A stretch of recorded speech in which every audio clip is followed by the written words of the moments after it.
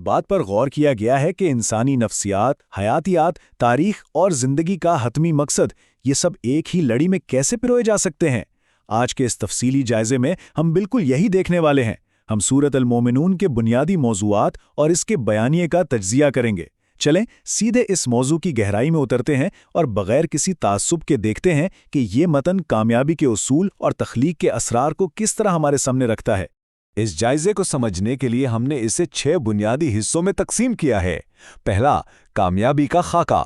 दूसरा, तख्लीक के शवाहिद। तीसरा, तारीखी मिसालें। फिर चौथा हिस्सा है दौलत का फरेब। पांचवा, हतमी एहतसाब। और आखिर में छठा हिस्सा, तख्लीक का मकसद। तो चलें सबसे पहले हिस्से से आगाज करते हैं, यानी कामयाबी का खाका, और इसमें मोमिनों की सिफात का तयन कैसे किया गया है। अब देखें, मतन का आगाज ही एक इंतहाई पुरएतमाद और हतमी दावे से होता है कि फलाह और कामयाबी दरअसल किन लोगों का मुकद्दर है। और दिलचस्प बात यह है कि यह महज कोई हवाई या तजरीदी तस्वुर नहीं है, बल्कि इखलाकियात की एक बिल्कुल ठोस बुनियाद है। यहाँ कामयाबी को मादी दौलत या पैसे से नहीं जोड़ा गया, बल्कि इसे इंसान के रवैये से मशरूत किया गया है। अगर इन सिफात पर गौर किया जाए, आजिज़ी के साथ इबादत करना, बेमकसद और फजूल बातों से बिल्कुल किनारा कशी इख्तियार कर लेना, सखावत या ज़कात का एक मुनज़्ज़म निज़ाम, रिश्तों में पाकीज़गी, और हाँ, सबसे बढ़कर अमानतों और वादों की पासदारी करना, ये सिर्फ चंद मज़हबी रसूमात नहीं हैं, बल्कि हकीकत में ये एक बेहतरीन, मुस्तहकम और काबिल एतमाद मुआशरे की तश्कील का मुकम्मल ब्लूप्रिंट है। इसके बाद हम दूसरे हिस्से की तरफ बढ़ते हैं, तख्लीक के शवाहिद, जिसमें हयातियात और माहौलियात का जिक्र मिलता है। इनफरादी अखलाक के शानदार खाके के बाद अचानक ही ये मतन अपनी तवज्जो एक बिल्कुल मुख्तलिफ सिमत यानी तख्लीक की तरफ मोड़ लेता है, और ऐसा इसलिए किया गया है ताकि तबई दुनिया को अपने दावों के सबूत के तौर पर पेश किया जा सके। यहाँ देखा जा सकता है कि मतन में माँ के पेट के अंदर इंसानी नशोनुमा के मराहिल को किस कदर शानदार तरतीब के साथ बयान किया गया है। नुतफ़े से शुरुआत होती है, फिर अलाका यानी जमा हुआ खून, फिर मदगा यानी गोश्त का लोथड़ा, उसके बाद हड्डियों की तश्कील, और आखिर में इन हड्डियों पर गोश्त चढ़ाया जाना। मतलब ये पूरी की पूरी एक मुकम्मल हयातियाती टाइमलाइन है। ये बात वाकई हैरानकन है कि ये कदीम मतन इंसानी वजूद की इब्तदा को एक मुनज़्ज़म साइंसी तर्ज अमल के तौर पर पेश कर रहा है, ताकि इंसान को याद दिलाया जा सके कि इसका आगाज़ कितना आजिज़ाना था। और बात सिर्फ यहीं तक महदूद नहीं रहती। माइक्रो लेवल यानी हयातियात से निकलकर अब मतन सीधा मैक्रो लेवल पर आ जाता है, यानी बड़े माहौलियाती निज़ामों का जिक्र। आसमान से एक बिल्कुल मखसूस मिकदार में बारिश का नाजिल होना, फिर इस बारिश से बागात और फसलों का उगना, और ऐसे जानवरों और सवारियों का तस्करा जिनसे फ़ायदा उठाया जाता है, और समंदरों में चलने वाली कश्तियाँ, ये तमाम अनासिर मिलकर एक ऐसे ज़बरदस्त माहौलियाती निज़ाम की तस्वीर कशी करते हैं जो पूरी तरह से बका के लिए डिज़ाइन किया गया है। ये दलाइल इस बात को वाज़ेह तौर पर उजागर करते हैं कि ये दुनिया बस यूं ही कोई हादसा नहीं है, बल्कि एक इंतहाई सोची समझी तख्लीक है। अब चलते हैं अपने तीसरे हिस्से की जानिब, तारीख़ी मिसालें जिनमें अंबिया और उनकी कौमों का जिक्र है। हयातियात और माहौलियात के इन ज़बरदस्त दलाइल के बाद अब ये मतन इंसानी रवैयों के एक ऐसे तसलसल की तरफ इशारा करता है जो सदियों से मुसलसल दोहराया जा रहा है। ये सिर्फ पुरानी तारीखी कहानियां नहीं हैं, बल्कि इंसान के एक बार बार दोहराए जाने वाले पैटर्न या रवैये की निशानदेही कर रही हैं। टाइमलाइन को देखें, नूह और उनकी कश्ती का वाक़या, मूसा और हारून का फ़िरौन की ताकत से टकराना, और फिर मरियम के बेटे ईसा और उनकी वालदा का बतौर निशानी जिक्र। इन वाक़यात में एक चीज़ मुश्तरक है, हर दौर में पैगाम लाने वालों को माशरे के ताकतवर और मुतमव्वल तबकात की तरफ से शदीद मुज़ामत का सामना करना पड़ा। ये हक़ की मुखालिफत की तारीख़ का एक ऐसा मुस्तकिल रवैया है जो कभी नहीं बदला।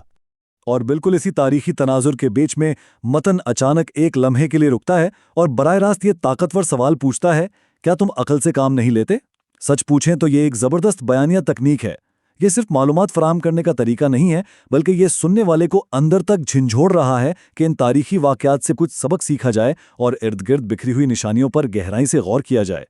यहाँ से हम चौथे हिस्से में दाखिल होते हैं, दौलत का फरेब और तकसीम, यानी इंसानियत की बड़ी गलतियाँ। अब ये बयानिया इंसानी समाज की खामियों को बड़ी खूबसूरती से बेनकाब करता है। सबसे अहम और चुभता हुआ नुक्ता ये है कि इंसानों ने किस तरह सच्चाई को अपने अपने टुकड़ों में बांट दिया है। मतन तनकीद करता है कि हर गिरोह अपने पास मौजूद अकायद पर बस खुश और मगन है, और इस शदीद तकसीम के नतीजे में असल हकीकत को बिल्कुल फरामोश कर दिया गया है। सब दुनियावी कशिश और मालो दौलत में बुरी तरह उलझे हुए हैं। ज़रा सोचने की बात है, ये एक कितना गहरा समाजी तबसरा है जो हैरानंगीज तौर पर आज की जदीद दुनिया पर भी मनो अन लागू होता है। इस सूरत-ए-हाल को समझने के लिए मतन एक बहुत वाज़ेह मुवाज़ना पेश करता है। एक तरफ वो मादी फ़रेब है, जहां लोग बस माल और औलाद की दौड़ में अंधाधुंध भाग रहे हैं और इस शदीद गलतफहमी में मुब्तला हैं कि ये उनके लिए भलाई और कामयाबी की गारंटी है, और दूसरी तरफ उन लोगों का जिक्र है जो हकीकतन नेक अमाल करते हैं, दिल खोल कर खैरात करते हैं, लेकिन कमाल देखें कि फिर भी उनके दिल खौफजदा रहते हैं। क्यों? क्योंकि उन्हें इस बात का गहरा एहसास है कि बिलाखिर उन्हें लौटकर एक हतमी एहतिसाब का सामना करना है। असल में ये जवाबदही का शदीद एहसास ही है जो इन दोनों ग्रोहों के दरमियान ज़मीन आसमान का फ़र्क पैदा करता है। और यही जवाबदेही हमें हमारे 5वें हिस्से की तरफ ले जाती है, हतमी एहतिसाब यानी रोज़े क़यामत का बयान। यहाँ पहुँचकर मतन का लहजा अचानक बहुत संजीदा और मुकम्मल तौर पर नताइज पर मरकूज़ हो जाता है। मौत के वक्त के इस दर्दनाक मुकालमे पर ज़रा गौर करें। ऐ मेरे रब, मुझे वापस भेज दे ताकि मैं इस दुनिया में कोई नेक अमल करूं जिसे मैं छोड़ आया हूं। ये अल्फाज एक इंतहाई शदीद किस्म के पछतावे की अक्कासी करते हैं। जब अचानक सारी हकीकत खुलकर सामने आ जाती है तो इंसान की बस एक ही ख्वाहिश होती है कि किसी तरह दोबारा दुनिया में वापस चला जाए ताकि उन अमाल को ठीक कर सके जो अधूरे रह गए। लेकिन मतन यहाँ बिल्कुल वाज़े कर देता है कि उनके और दुनिया के दरमियान एक नागुज़ीर पर्दा, जिसे बरज़ख कहा गया है, हायल हो चुका है। अब वापसी का कोई रास्ता नहीं। फिर बात आती है आमाल के तौले जाने की। मतन अमाल तुलने के तसव्वुर के ज़रिए एक बिल्कुल दो टोक और वाज़ेह तस्वीर सामने रखता है। जिनके अमाल के पलड़े भारी होंगे बस वही दर हकीकत कामयाब हैं और वही हमेशा के लिए जन्नत के वारिस बनेंगे। इसके बिल्कुल बरअक्स जिनके पलड़े हल्के पड़ गए, समझे उन्होंने खुद अपना सबसे बड़ा नुकसान किया और मतन उन्हें जहन्नुम में झुलसे हुए चेहरों के साथ पेश करता है।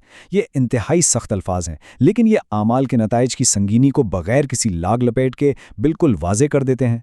इसके बाद मतन हमें इस इंतहाई खौफनाक कैफियत में होने वाले एक और मुकालमे की झलक दिखाता है। ये सज़ा पाने वालों की बड़ी ही दर्दनाक इल्तिजा है। ए हमारे रब, हमारी बदबख्ती हम पर गालिब आ गई थी और हम गुमराह लोग थे। ए हमारे रब, हमें इसमें से निकाल दे। ये जुमले मायूसी और बेबसी की बिल्कुल आखिरी हद को जाहिर कर रहे हैं, जहां एक और मौका मिलने की शिद्दत से भीख मांगी जा रही है। लेकिन इस इल्तिजा के जवाब में जो अल्फाज मिलते हैं वो वाकई रोंगटे खड़े कर देने वाले हैं। इसी में जलील होकर पड़े रहो और मुझसे बात ना करो। ये एक कतई, हतमी और दो टोक फैसला है उन लोगों के लिए जिन्होंने दुनिया में हक का और सच्चाई का मजाक उड़ाया था। मतन ये साबित कर रहा है कि जब इंसाफ का हतमी वक्त आएगा तो फिर कोई इल्तिजा, कोई माफ़ी काम नहीं आएगी। ये मुकालमा इस पूरे बयानिए को इसके उरूज यानी क्लाइमैक्स पर पहुंचा देता है। अब हम इस जायज़े के छठे और आखिरी हिस्से पर आ गए हैं, तख्लीक का मकसद, जो कि एक हतमी गौर व फिक्र की दावत है।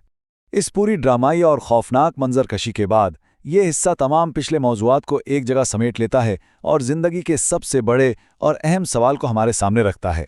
दरअसल ये सवाल इस पूरी सूरत का मरकज़ी ख्याल है। तख्लीक इंसानी, तारीख़ और रोज़े जज़ा, इन सब को बस इस एक सवाल में समेट दिया गया है।